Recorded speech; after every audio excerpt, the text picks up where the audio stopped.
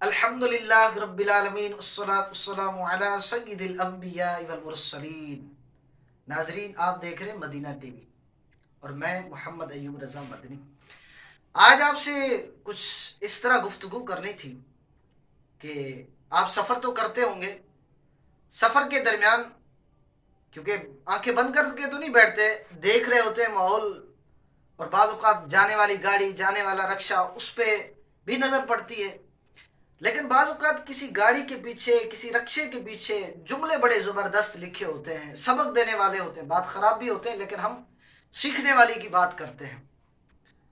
اور اچھی چیز اگر بندے کو مل جائے یا کہیں پڑھ لے یا کہیں لکھی ہوئی نظر آ جائے تو ایسی صورت کے اندر دوسروں کو بتانا چاہیے، صدقہ جاری ہے۔ تو میں آج شارع فیصل کراچی میں سفر کر رہا تھا، تو اسی درمیان ایک رکشہ گزرا، اس کے پیچھے جملہ لکھا تھا، جملہ زبردست تھا۔ جملہ کیا تھا؟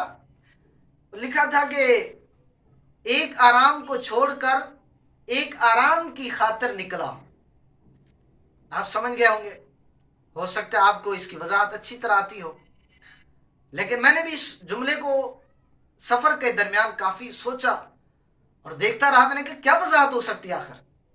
لیکن اس جملے کی وضاحت ہر اعتبار سے ہر بندہ مختلف اعتبار کے مطابق کرتا ہے، لیکن عرض یہ تھی کہ اس جملے نے ہمیں بہت کچھ درس دیا ہے۔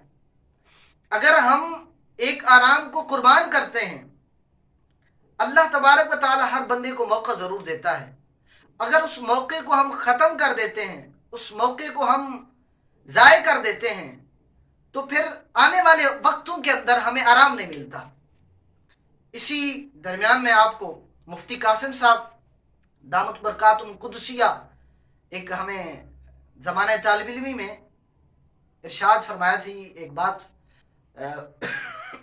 وہ یوں تھی کہ فرمایا کہ بندے کو محنت ضرور کرنی ہوتی ہے، چاہے وہ ابھی کرے یا بعد میں کرے۔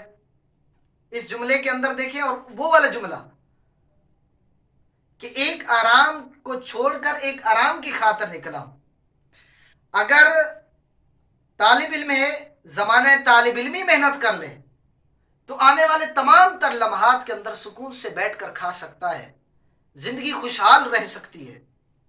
اسی طرح ہمارے درمیان بہت سارے ایسے افراد ہوتے ہیں، ان کو موقع ملتا ہے، اس وقت کو ضائع کر رہے ہوتے ہیں، اپنے وقت کو قیمتی نہیں بناتے، اور ہوتا یہ ہے کہ آنے والے وقت کے اندر وہ آرام ہی نہیں ملتا، کیونکہ اس وقت اس کو ٹائم ملا تھا آرام کرنے کا، آرام ہی نہیں کیا اس نے۔